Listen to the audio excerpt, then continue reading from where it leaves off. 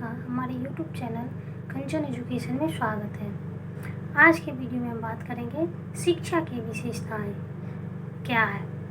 इससे पहले वीडियो में हम बात कर चुके हैं कि शिक्षा के अर्थ एवं परिभाषाएं क्या है, और आज के वीडियो में जानेंगे कि शिक्षा की विशेषताएं क्या है, यानी कि कैरेक्टरिस्टिक्स ऑफ एजुकेशन। शिक्षा जो होती है वो मानव समाज की सर्वाधिक महत्वपूर्ण संस्थागत प्रक्रिया मानी जाती है। यह मनुष्य तथा समाज के जीवन को विविध रूपों में प्रभावित करती है।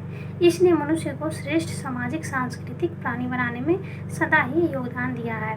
इस क्रम में शिक्षा की विशेषताओं का उल्लेख विभिन्न रूपों में किया गया है, जो विशेष महत्वपूर्ण व निम्नलिखित है। यानी कि शिक्षा को मानव समाज की सर्वाधिक महत्वपूर्ण संस्थागत प्रक्रिया मानी जाती है, जो मनुष्य तथा समाज के जीवन को अलग अलग रूपों में प्रभावित करती है। इसने मनुष्य को श्रेष्ठ सामाजिक सांस्कृतिक प्राणी बनाने में अपना योगदान हमेशा से दिया है। तो अब हम जानेंगे कि शिक्षा की विशेषताएं क्या है और कौन कौन सी है। फर्स्ट पॉइंट है प्रक्रिया, सेकेंड है सार्वभौम, थर्ड है विशद अवधारणा, फोर्थ है आजीवन, फिफ्थ है सुविचारित, सिक्स्थ है व्यापक हित, सेवंथ है विविधता एवं एट्थ है शिक्षा के साधन, जिसकी चर्चा हम आगे विस्तार से करेंगे और जानेंगे कि शिक्षा की विशेषताएं क्या है। तो फर्स्ट पॉइंट है प्रक्रिया, यानी कि प्रोसेस। शिक्षा एक प्रक्रिया है। व्यक्ति जन्म से एक जैविकीय प्राणी होता है, सामाजिक वातावरण से अनभिज्ञ रहता है। शिक्षा के माध्यम से व्यक्ति खान पान, बोलचाल, भाषा, रहन सहन, संस्कृति, रीति रिवाज, ज्ञान विज्ञान आदि को सीखता है, फिर समाज के अनुकूल बनता है। इस प्रक्रिया में परिवार, पड़ोस, मित्र समूह, कॉलेज, स्कूल, नौकरी के क्षेत्र, वैवाहिक जीवन आदि की भूमिकाएं होती है। यानी कि शिक्षा को एक प्रक्रिया माना गया है, जिसमें व्यक्ति जन्म से तो एक जैविकीय प्राणी होता है, लेकिन धीरे धीरे वो सामाजिक वातावरण से अनभिज्ञ भी रहता है। लेकिन शिक्षा के माध्यम से व्यक्ति खान पान, बोलचाल, भाषा, रहन सहन, संस्कृति, रीति रिवाज, ज्ञान विज्ञान आदि को सीखता है, फिर समाज के अनुकूल बनता है। इस प्रक्रिया में परिवार, पड़ोस, मित्र समूह, स्कूल, कॉलेज, नौकरी के क्षेत्र, वैवाहिक जीवन आदि की भूमिकाएं विशेष महत्वपूर्ण होती है। सेकेंड पॉइंट है सार्वभौम, यानी कि यूनिवर्सल। शिक्षा सार्वभौम है। प्रत्येक समाज आदिम हो या सभ्य में यह अनवरत रूप से चलती रहती है, क्योंकि आदिम समाज में शिक्षा की प्रक्रिया बच्चों के अपने माता पिता, सगे संबंधियों एवं सहपाठियों के संपर्क के सहारे गतिशील होती है, जबकि सभ्य समाज में एक निश्चित एवं उद्देश्यपूर्ण शिक्षा व्यवस्था के जरिए आगे बढ़ता है। अर्थात शिक्षा एक सार्वभौम है, यानी कि यूनिवर्सल है, जो प्रत्येक समाज हो, चाहे आदिम हो या सभ्य, उसमें यह अनवरत रूप से चलती रहती है।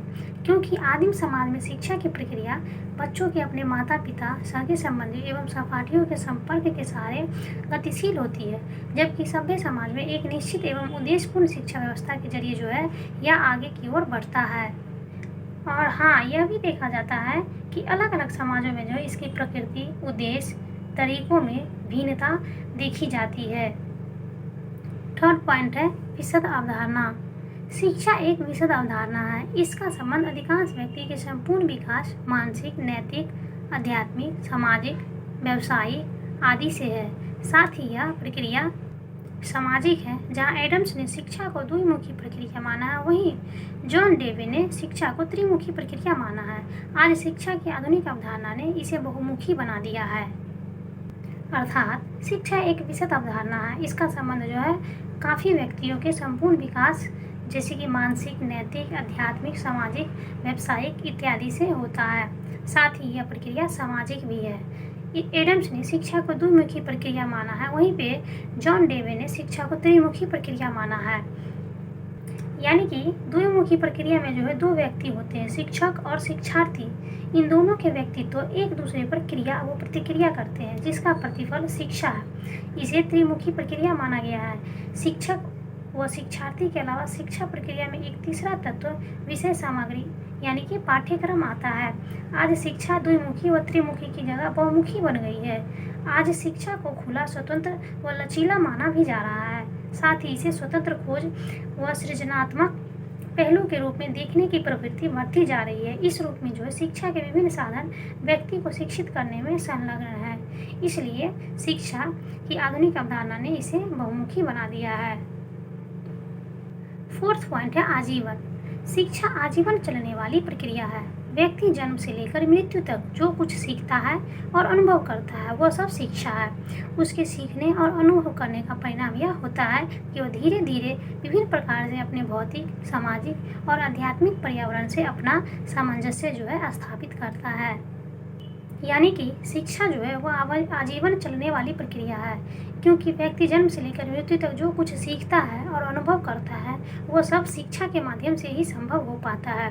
उसके सीखने और अनुभव करने का परिणाम यह होता है कि वह धीरे धीरे विभिन्न प्रकार से अपने भौतिक, सामाजिक और आध्यात्मिक पर्यावरण से जो है अपना सामंजस्य स्थापित करता है। यानी कि जीवन का हर स्तर अनेक प्रकार के संपर्क से जुड़ा होता है। इस संपर्क में जो है माता पिता, संबंधी, मित्र समूह, शिक्षक, सहकर्मी आदि आते हैं। इस संपर्क में जो है व्यक्ति शिक्षा को ग्रहण करता है और इस रूप में जो है शिक्षा का क्षेत्र काफ़ी विस्तृत होता है। फिफ्थ पॉइंट है सुविचारित। शिक्षा की प्रक्रिया सोच विचार कर की जाती है। इसमें शिक्षा ग्रहण करने वाले और शिक्षा प्रदान करने वाले दोनों एक दूसरे के प्रति चेतन व जागरूक रहते हैं। इस जागरूकता की स्थिति ही सीखना या सिखाना बिना किसी बाधा के लगातार चलता रहता है।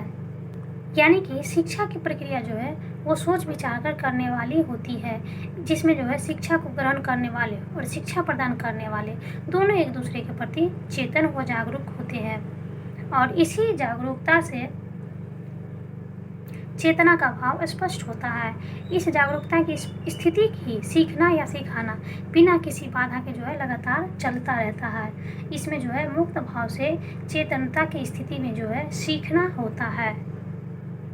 6 पॉइंट है व्यापक हित। शिक्षा की प्रक्रिया व्यापक हित से संबंधित होती है। इसके माध्यम से न केवल व्यक्ति विशेष के हित की पूर्ति होती है बल्कि पूरे समाज की भलाई होती है।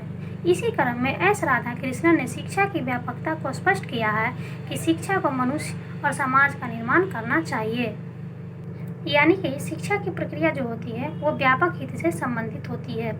इसके माध्यम से न केवल व्यक्ति विशेष हित की पूर्ति होती है बल्कि पूरे समाज की भलाई होती है।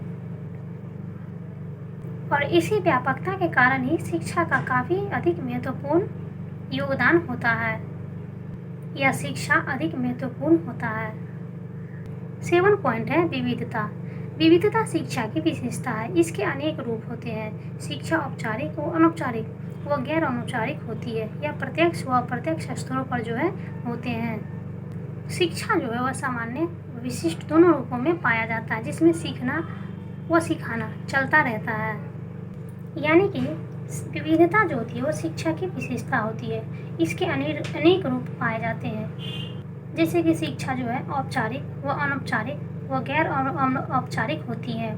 यह प्रत्यक्ष व अप्रत्यक्ष स्तरों पर भी होते हैं। यह व्यक्तिक व सामूहिक रूप में भी दिए जाते हैं। शिक्षा का रूप सामान्य व विशिष्ट दोनों तरह का होता है। इसका एक रूप दूरस्थ शिक्षा है। इसमें सीखना व सिखाना चलता रहता है, जबकि शिक्षार्थी व शिक्षक जो है एक दूसरे से दूर होते हैं। 8 पॉइंट है शिक्षा के साधन। शिक्षा ग्रहण करने के अनेक साधन बतलाए जाते हैं। इन साधनों को मूल रूप से 2 भागों में बांटा जा सकता है, औपचारिक साधन और अनौपचारिक साधन। औपचारिक साधनों में स्कूल और यूनिवर्सिटी आते हैं। अनौपचारिक साधनों में परिवार, मित्र समूह, पड़ोस, धार्मिक संस्थाएं, राजनीतिक संस्थाएं, आर्थिक संस्थाएं इत्यादि आते हैं।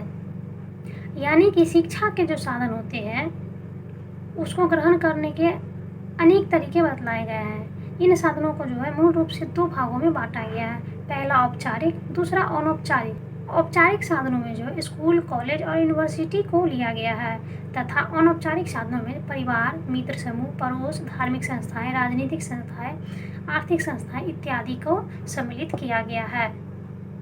अब हम इसके निष्कर्षों की चर्चा करेंगे। तो इस प्रकार निष्कर्ष के तौर पर कहा जा सकता है कि शिक्षा अनेक विशेषताओं से युक्त है। इन विशेषताओं के माध्यम से शिक्षा की अवधारणा पूर्ण रूप में जो है स्पष्ट हो जाती है। साथ ही शिक्षा की व्यापकता का भी पता चलता है। तो आज का हमारा टॉपिक था शिक्षा की विशेषताएं, जिसके अंतर्गत हमने 8 पॉइंटों की चर्चा की है, जिससे हमें यह ज्ञात होता है कि शिक्षा की अवधारणा और अधिक स्पष्ट हो जाती है जब हम शिक्षा की विशेषताओं की चर्चा करते हैं। और इससे हमें यह भी ज्ञात होता है कि शिक्षा हमारे जीवन में कितना ही महत्वपूर्ण योगदान प्रदान करती है, जिससे व्यक्ति, समाज, राष्ट्र आदि का जो है निर्माण होता है। क्योंकि शिक्षा के बिना जो है व्यक्ति, समाज तथा राष्ट्र की जो है कल्पना भी नहीं कर सकते हैं। शिक्षा ही एक ऐसा माध्यम है जो व्यक्ति को अंधकार से प्रकाश की ओर ले जाता है और व्यक्ति को जो है विभिन्न रूपों में प्रभावित करता है, जिससे व्यक्ति के व्यक्तित्व का विकास होता है।